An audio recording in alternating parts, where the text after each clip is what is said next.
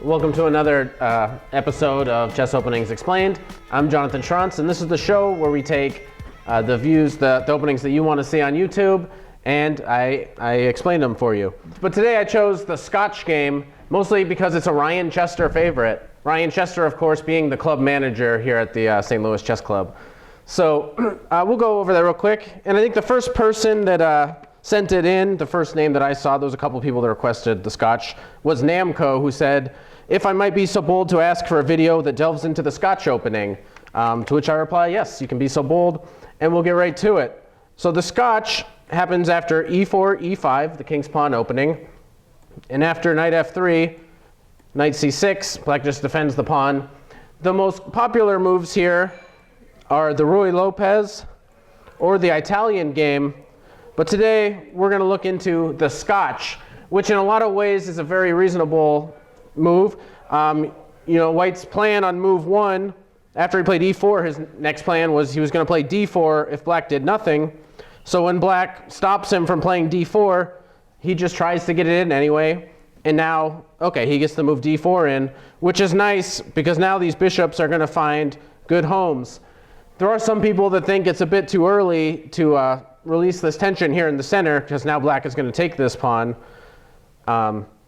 Okay, which is why some people, it's more popular to go for like the Ruy Lopez or something like that. But I think this is a very underestimated opening. I think a lot of people just kind of brush off the Scotch. And as my prep for the lecture, I played a bunch of blitz games with this against people my own rating and better. And it seems like they mostly don't know what to do. It's White's third most popular move here, and I think it surprises a lot of people. And okay, the move we're going to focus on today, our two featured games, are going to feature the obvious move, you capture on d4, and this is the Scotch game. But it's worth pointing out in this position that in addition to that move, there are at least two different gambit lines that are a lot of fun and really exciting if you like to play that kind of chess. And those moves are bishop to c4, the Scotch Gambit, and c3, which will go into the Goring Gambit. We'll check out this one first. It's okay, so white is offering a pawn.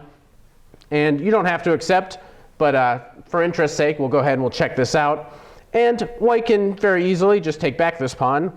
But the most exciting way is to offer a double pawn sacrifice with the move bishop to c4. All right, so here we have it, the Goring Gambit, much like its cousin, the Danish Gambit. They often transpose. You can get very exciting positions where white ends up giving up two pawns in exchange for really active pieces. So, all right, and I've had students ask me, should I play this opening? Because theoretically, white is losing here. So some people don't like to have losing positions. But you can learn a lot from playing lines like this if you've never explored them, because you get to learn a lot about attacking, a lot about tactics, a lot about how to mix defense with the attack.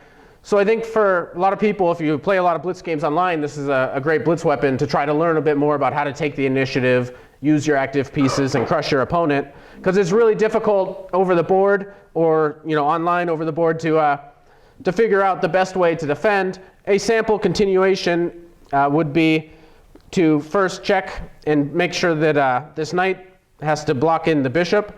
White's big trump is he's got these monster bishops here. The queen is on this awesome diagonal, so he's getting a lot of pressure. His pieces are getting ready to come in for an attack. So black will normally just try to get his pieces out as quickly as possible. The check helps him gain a tempo. And now, all right, black attacks the e-pawn. So white will usually defend it. And just to give you an idea of the most aggressive continuation, white here can castle queenside. So again, your computer is going to tell you that white is lost. But in reality, white's always going to win this game if you're of a certain rating, because it's very difficult to defend this over the board. Right now, white is trying to play the move e5. When black can even allow it, we'll just look at this line, allowing e5, attacking the knight. So when the knight moves, the most aggressive move again is to sacrifice another pawn with the move h4, giving the g5 square for your knight. So you're starting to create some threats on the h-pawn. So after black captures, you force black to make a positional weakness on the king side. This gives you something to attack. And after moves like this, you're really trying to mate the black king. So you notice these knights are in prime position. At some point, you might play the move h5, open the h file. At the proper time, f3 or f4 might be really useful. And you're going in for an all-out attack. So this is a ton of fun to play. I wouldn't recommend it in real, over-the-board games that are rated. But when you're playing for fun, this is a great opening to learn a lot about different ways to attack your opponent. So, okay, so that's one exciting way to play. It won't be our feature of the day, though. The other way to play after this position, if you want to play a gambit, is the Scotch Gambit, which you're not giving away as many pawns in this line, but it has a lot of different possible ways that black can continue. Very popular is like a move like bishop to c5, which will often transpose to some lines of the Giuoco piano. For example, after this continuation, we get a really popular line that people might know, and there is possibilities for some excitement here. The most exciting is, you've sacrificed several pawns, and if black is a little bit too daring and he tries to go for too much, the safest continuation is taking with the bishop and then castling and playing d5. But if he gets really greedy, this is actually known to be really good for white. So black shouldn't be able to play this way.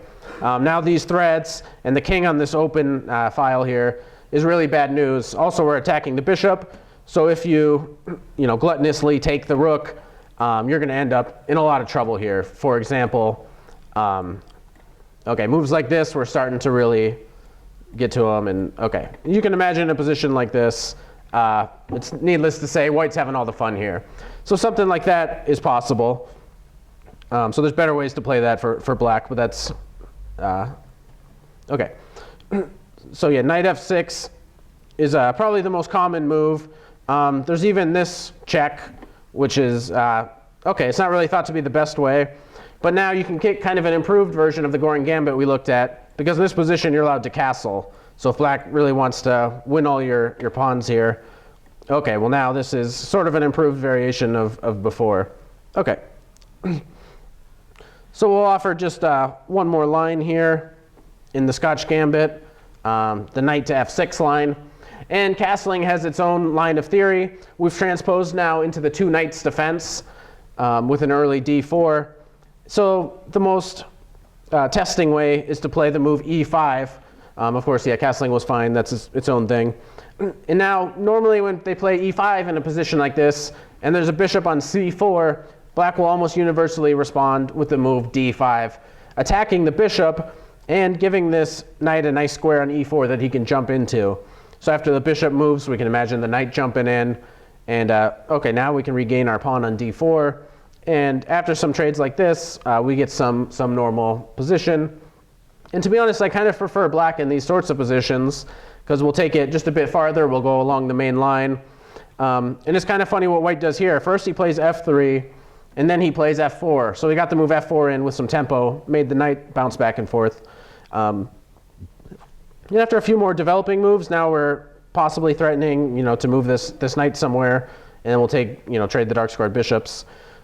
So, okay, after a few more moves, now these pawns are going to start moving down the board pretty quickly here.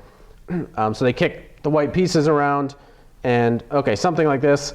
It's up for the players to decide whether, doubling the pawns here actually is a threat. White can allow it, or he can play the most common move, which is to attack the queen.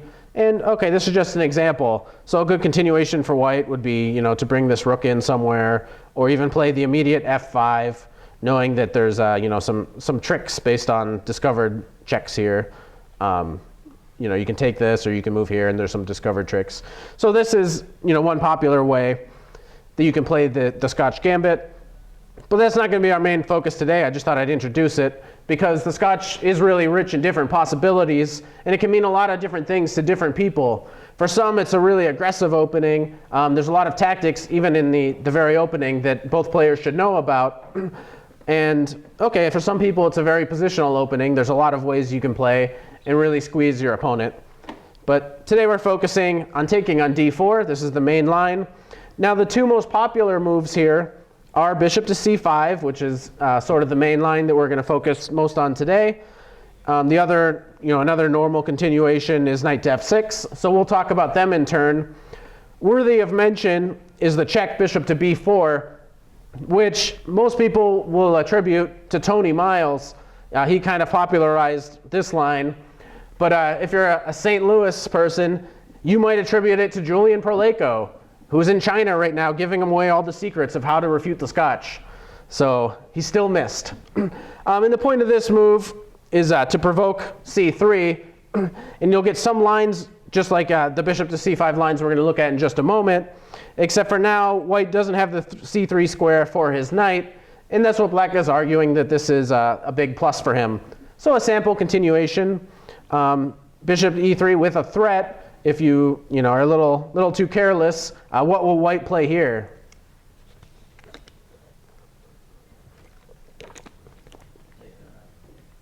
Exactly. Yep, you'll take the knight. There's a discovered attack here. You're threatening the queen, so okay, after you take back, you drop your bishop. So, okay. So instead, normally black will move his bishop, and this tricky move is part of this variation. So, you're trying to trade the dark squared bishops. Normally black trades, but g6 we'll look at in just a second. Might also be a good move. And what tends to happen in these positions is we get sort of a Maroczy bind with white.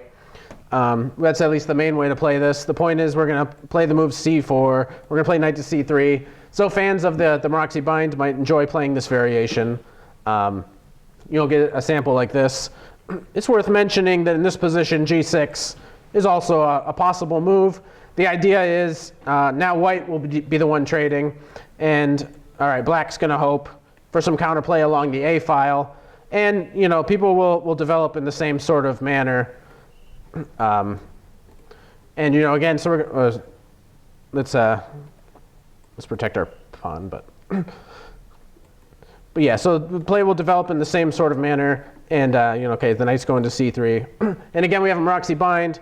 The only difference being that black has the open a file, which he can try to use. And this bind normally is just going to be white being slightly better for a long, long time. It is hard for both sides to do anything, but some people like to be better for a long time. It's a good feeling. And with that, we'll jump into the games and we'll look more at the mainline theory here. Okay, this first game is a game played between Carlsen and Peter Leko. And it was played in Nanjing in 2009, and Carlsen had an excellent tournament that year. If you don't remember it, it was a double round robin. There were 6 players, and Carlsen scored 8 out of 10. So, we like to think around here, Fabiano Caruana, he had an excellent Sinkfield Cup. He got 7 in a row. Carlsen has also had some pretty good tournaments, and he was 18 at the time. And, okay, so a fantastic tournament for him was this one. And in his round 1 game, he got off to a big win, and okay, so we got the Scotch, and he didn't play any of the gambits. He just played the main line. And the main move that we're going to look at, bishop to c5. So attacking the knight for a second time. Now, it is possible to take this knight, and black can take back. That's a fine move, but he doesn't have to. Does anyone know what the other possible move is here? Awesome, yeah, queen f6 with a really big threat. So if you know your scholars, mate, all right, you notice that there's a big threat of checkmate here. And all right, so that'll force white to put his queen somewhere silly in front of his bishop, which is one very playable line. And sometimes they'll play knight to f3, which is also kind of funny because the point of taking the knight when you took here on c6 was you were going to double their pawns. So if you play this variation, black can just take back. He doesn't have to capture the queens. But in this situation, you doubled their pawns, but they doubled yours, which kind of means why did you play that in the first place? So this line isn't as popular, but it is still very playable. There's thousands of games, so it's worth looking into if you're interested. But the main line is bishop to e3, simply protecting the knight. And again, so now we want to remember that when this bishop comes to e3, we have the same sorts of trick as before. If you're careless, you're going to realize that you're dropping a bishop. So that is a threat. Unlike the other variation, you don't have to play bishop to b6. You can play what Leko played, which is queen to f6, attacking d4 for a third time, and okay, asking white what he's going to do. He should probably support his knight. A very bad move, for example, would be knight to b5.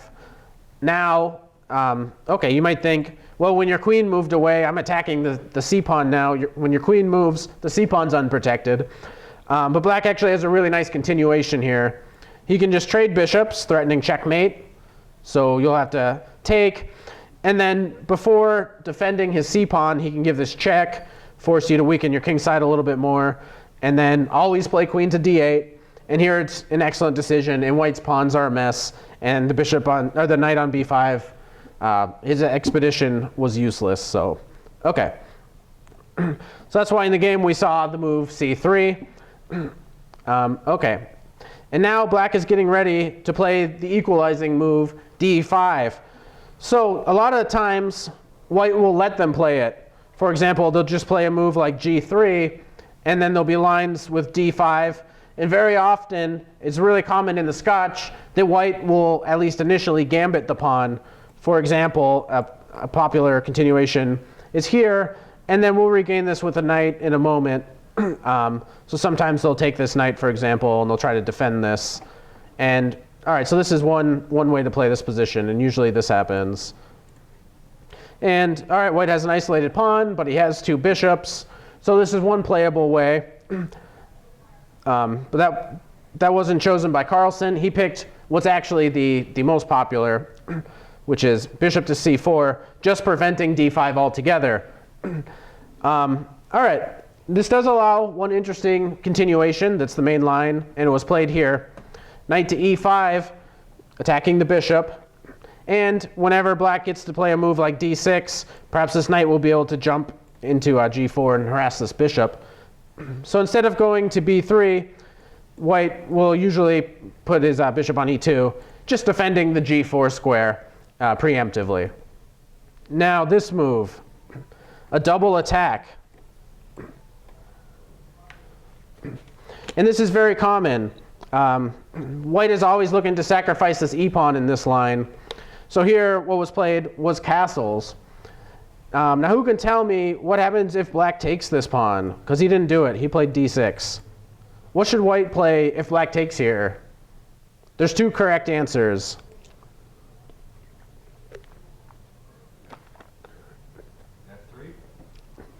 F3, removing the defender of your bishop, is not the best.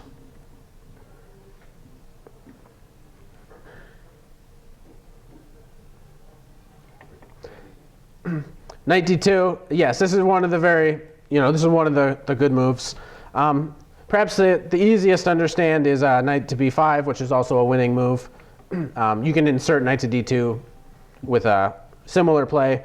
The point is, now that you're castled, you can make these threats, because if you ever take this bishop, well, now I'm castled, so you're not threatening checkmate on f2 anymore. And so this would just lose an exchange. You do have some compensation. I mean, this knight is sort of trapped in there, but it's not really what you'd want to do. Notice also, if I play here, defending everything, what should white play here? There's another two-move sequence here. So if you want to pause your video at home,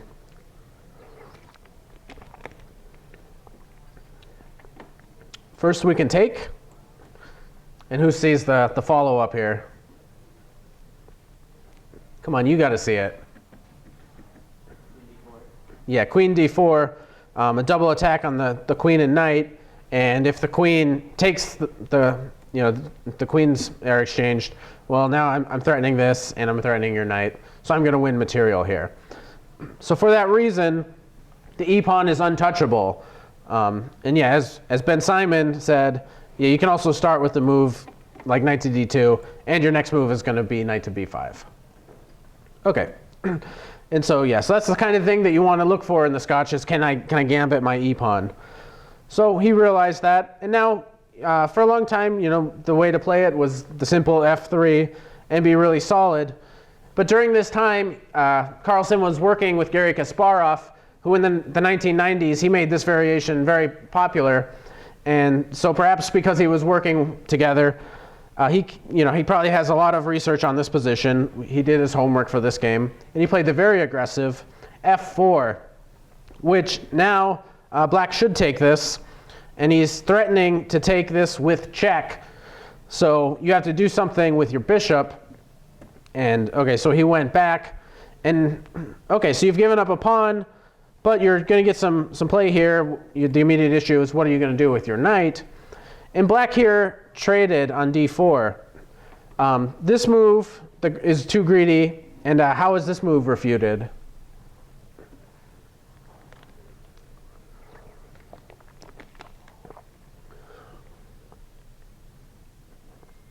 It's very similar to the last one. It's the same sort of idea.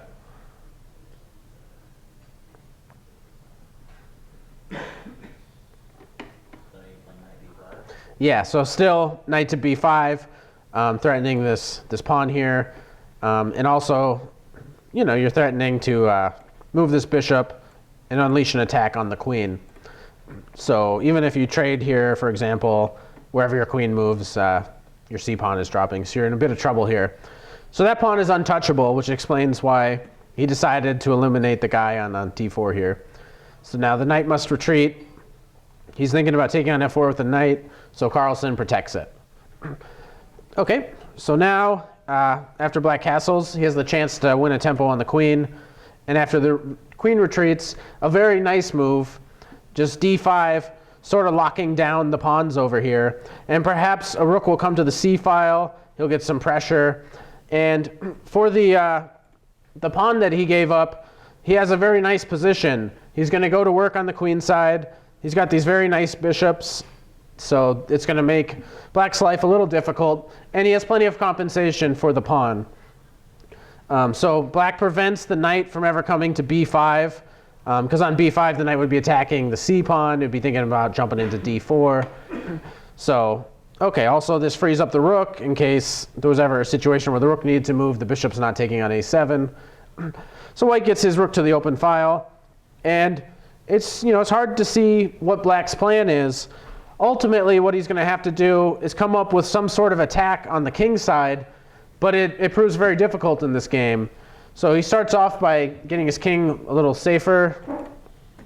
He puts his king in the corner, and okay, as we thought before, here comes the rook, putting some pressure on the c file. And okay, so he gets out of the way. Now he can put a rook to defend his c pawn. And again, another nice move by white. He's never going to allow black to play a move like c6. Then his bishop's going to come alive. So, okay, also the bishop's going to do a good job defending the king. Eventually it might park itself back on g2, which will look like a normal fianchetto. So he defends the pawn, and now queen to b3, hoping to provoke a weakness. He's hoping to make the pawn move so that he has something to work with. So after black played b5, we notice some of these light squares over on the queen side are a bit tender, and white's going to hopefully exploit those. Perhaps this knight will come back and jump into the c6 square. That's one possibility, and that's what happens right away. Okay, and here black has to do something over here on the king side. He's got to get an attack going before white strangles him on the queen side. And okay, so yeah, c6 is the big focal point for white here. Now black wants to trade the light squared bishops, then white's control over the light squares won't be as relevant. So should white trade? The answer is no. We're fighting for squares like c6, and okay, it's worth kicking the queen away. Now black might be thinking of following with a move like bishop h3, trying to trade again. But white stops him with a kind of a cool move, an unusual move. But h4 creates a very unusual pawn structure, but it prevents black from trading the light squared bishops. And the queen is sort of offside here. She doesn't really have a constructive way of entering the king side. Okay, so even though the pawn structure is slightly unusual, it makes a lot of sense. And now black made sort of an error in judgment here that this is probably the mistake that cost him the game. He brought the knight back. The intention is, he's going to go bring a knight to g4. But what he's giving up is the c6 square. So now you'll notice, there's some weaknesses that black has to worry about. And so white just goes to town here. He's going to go munch up the a pawn. And it's not like you can really defend it, because then you would lose your c pawn. So white is going to get his pawn. Maybe black's going to say, okay, while you're getting my pawn, I'm bringing my troops in. Here they come, and I'm going to attack you. But what really happens is now the queen side falls apart. Now that the a pawn's gone, the b pawn is weak. When the b pawn's gone, this will be weak. When the c pawn's gone, the d pawn will be weak. So his attack needs to succeed over here. Okay, so he defends the pawn. His thinking is probably, if white takes, and he did, he can pin the knight. But white is happy to play the move a4. He's not worried about this trade doubling the pawns, because now the c pawn is just going to be super weak. You can imagine a lot of pieces attacking this. So he's not worried about that. But all right, so the knight finally makes it to g4, and black is thinking about some speculative sacrifices that don't really work, but that's what he's going to try to do in a minute here. Because otherwise, if you're not attacking me, then I'm just taking your whole queen side, and eventually, the passed pawns that I will create over here when I get your c pawn will win the day for me. So, okay, pinning the knight, preventing the knight from taking the bishop. So, okay, the queen backs out of the way. And white just takes the time here to get his queen out of the pin. So black can go ahead and take this bishop, and maybe he should consider that. But he went in for the sacrifice here, which shouldn't really work. But all right, there are some tricks here. For example, if you just take back the piece, you're actually losing here. So you may want to pause your videos and ask, what would black play here? And I'll ask the audience. What would black play in this situation?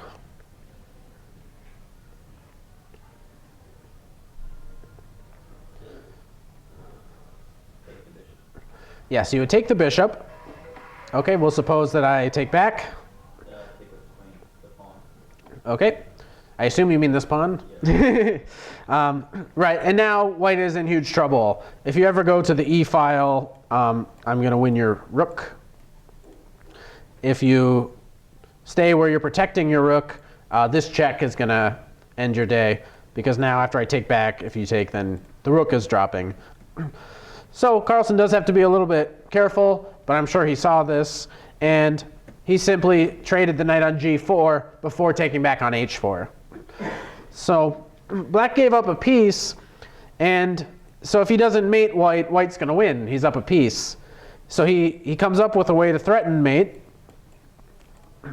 but white stopped him.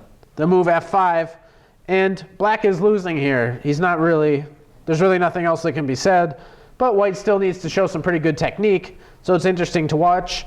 Black attacks the f pawn, so white defends it. Of course, now the d pawn is falling, but this is really only a way of trading pawns, because now the knight takes on c7, and okay, two passed pawns and an extra piece are looking pretty good for white.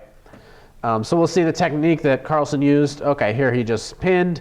He's never going to be afraid to win, to trade pieces. Okay, at some point we'll take this guy. Probably first we'll just try to stop any of your threats. All right, black stops white from playing the move f6. And maybe one day he's going to try to dream of some sort of counterplay based on opening up the g file.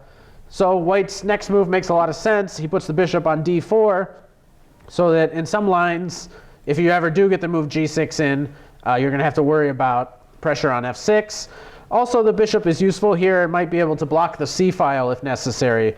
If, for example, there's a rook on the c file, okay, the bishop on c3 would effectively stop him from entering the position. So he brought his queen back, extra protection of f6, and in a minute he's going to try to get this going, but it never really works for him. So Carlsen improves his knight, And now, again, another very nice move. He understands g6 is coming, so he just gets his king off of the g file. So very nice. So here he goes. The rook is trying for some activity, so Carlsen's not going to let that happen. And he blocks the c file. And, all right, there's just not a lot for black to do. As soon as this guy starts rolling, the game is going to be over. Okay, so the bishop comes in here, giving the rook the c4 square. But, okay. Again, now the knight's blocking. His pieces are doing a very good job blocking out the rooks. Any minute now, the d-pawn is going to fall. So, yeah, there's not a lot that can be done. The queen just goes back and defends everything. And in just this position here, black resigned. You're a piece down, and okay, these guys are just too strong, especially the a-pawn. So a really nice example from Carlsen. And yeah, he went on to brilliantly win that whole tournament. Very good result for him. So one more time we'll go back. We got one more game for you, and we'll look at a slightly different line that black can play. So this game was played between Garry Kasparov and Etienne Bacrot in 2000. And again, we had the Scotch. This was around the time that Garry Kasparov made this opening popular. It's, okay, it had gone a long time just kind of unplayed at the top level. And he didn't play it that many times, but he had very good results with it. So he won a bunch of games, had some draws, and he never lost with the Scotch and against some of the world's best. So this had become popular. Now, we were looking at bishop to c5 earlier, but in this game we'll look at another popular choice from black, almost as popular as bishop to c5, and that's knight to f6. So if you play the move knight to c3, you're going to enter the Scotch 4 knights defense. So that's one possibility. But more common is to take on c6. Now it's probably unwise to take here and let white trade on the d file. So we can expect black to take back. And okay, again, if you have to play a move like knight to c3, you're probably not challenging black that much. He's looking to take this. So the most common move here is to push e5, threatening to win the knight. You're hoping to make the knight move. And if black is a bit complacent, we're going to get our pieces out and castle and have a very pleasant position, which is why black in this position normally plays queen to e7, attacking the pawn, and so the pin prevents us from taking the knight. And so a bit unusual, if you've never seen this, is white's next move, queen to e2, breaking the pin and forcing the knight to move.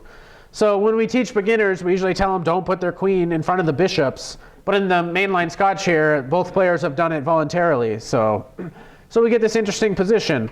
Now the knight has to move, so it's going to d5. And it's probably to black's benefit that both of the queens here are misplaced, because it's white that needs to get this bishop out a little bit more than black. Black often will castle queenside in these variations. So we'll see that in some games, but let's see here. So c4. A very nice move. Now there's two main moves. What was played in the game is the most popular. So pinning the pawn. Also popular is knight to c6, after which this is sort of played. And you get some very interesting positions as well. But much more common is bishop to a6, pinning the pawn. And white usually plays b3, just having a solid queen side. Also common is knight to d2, which has the advantage of getting a piece out and protecting the pawn again. Now the queen will move at some point, and the threat of taking the knight will be real. But this is the most popular. Usually this bishop will go to b2. White will decide where he wants to put this bishop. Usually the queen will move somewhere and the bishop can get out. Or he'll even play g3 and he'll put his bishop on g2. So we'll see the setup here. With g6. Interesting also is a move that Anand likes to play, g5, just protecting the f4 square, so preventing white from ever playing a move f4. So that's an interesting line to have a look at. It's not very popular, but Anand seems to like it. Here, okay, black just intends to attack the pawn again. And so white gets going. He has a majority over here. So he's going to play for an attack on the black king if he decides to go kingside. All right, so this is a move that gets played quite frequently. And often in these lines, what white is going to do is he's going to put his queen on f2 to break the pin and force the knight to move. So black did something kind of strange, and it didn't really work for him, so it might not have been the best plan. But he put his queen on b6, which is sort of unusual. Normally that's where the knight goes.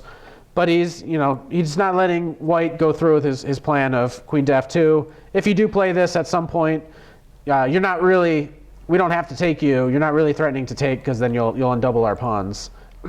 So that move wouldn't make a lot of sense.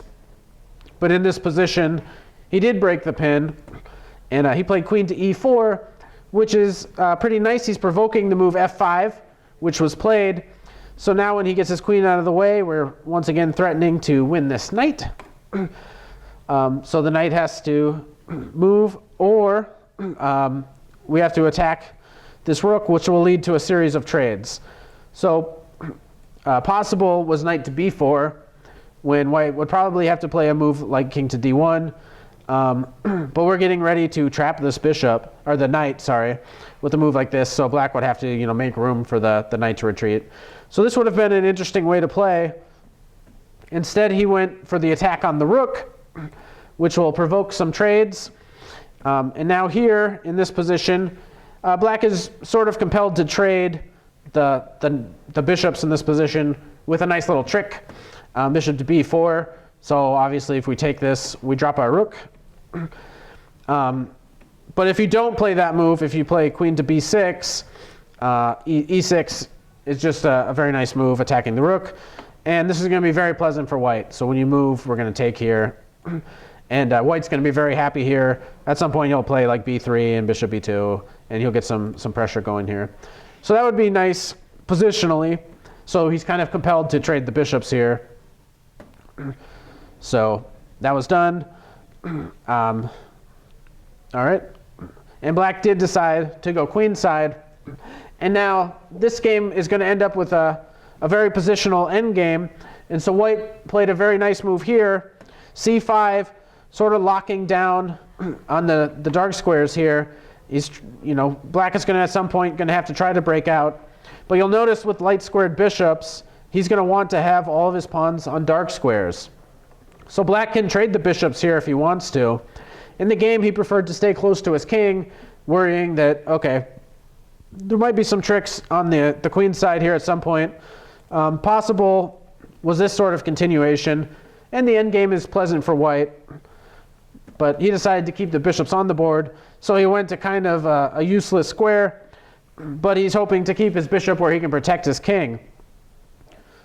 So now, in this position, white is happy to go into a rook and bishop ending. Because he's going to have some targets. Perhaps he can bring a rook to attack this pawn. There's this guy. And we'll see some really nice play here. Okay, so we get this position.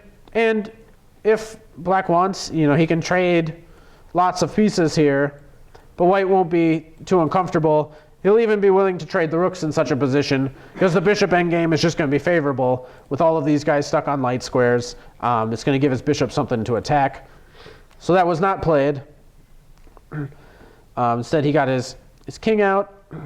Another nice move. So notice how all of his pawns are on dark squares.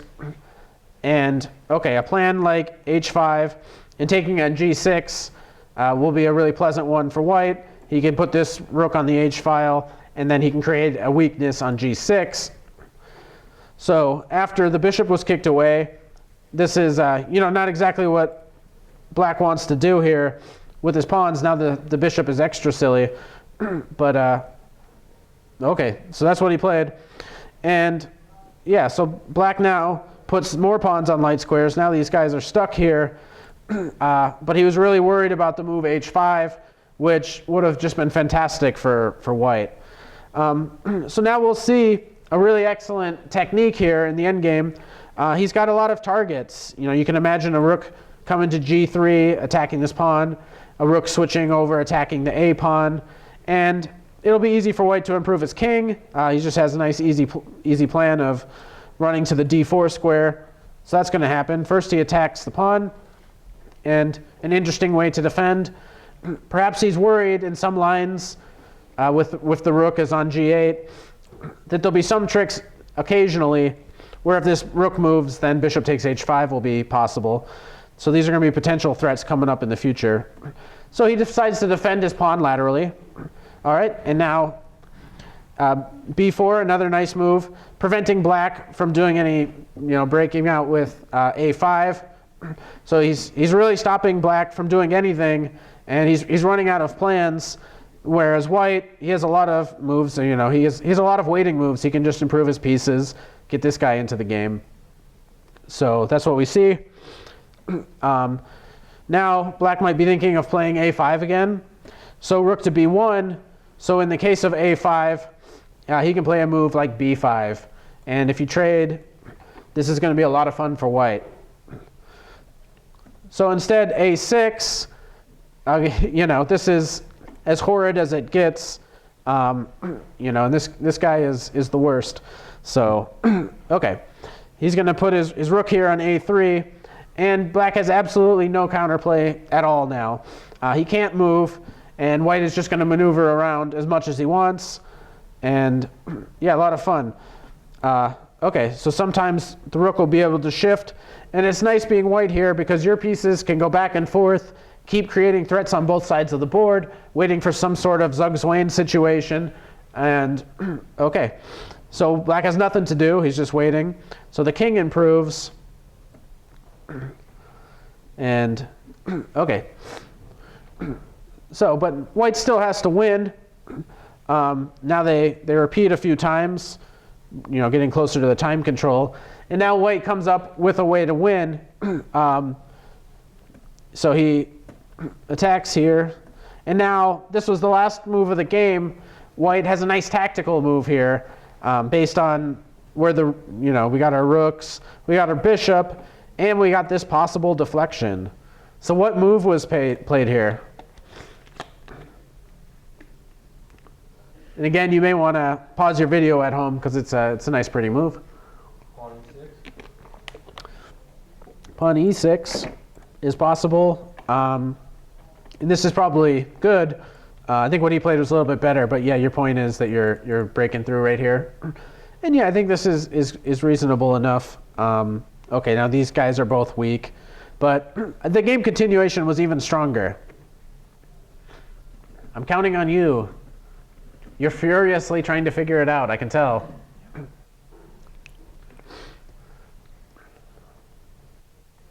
So not the deflection immediately, but he kept it in mind. And the move that he played was bishop takes h5, a crusher. And here black resigned, and we'll try to understand why. There's two ways to take. If we take with the rook, we'll now take it. And now what will white play? Yeah, so the pawn check, and all right, yeah, so if you take this, you lose your rook, and if you don't take it, I'll check you again. Eventually, you're going to have to take it, and you're going to lose a rook, and this guy is useless, so the game would be over. And it's very similar. If you take with your pawn, I can trade once, and now we get sort of the same situation where you're going to have to take my pawn and lose your rook. So an excellent positional masterpiece by Garry Kasparov.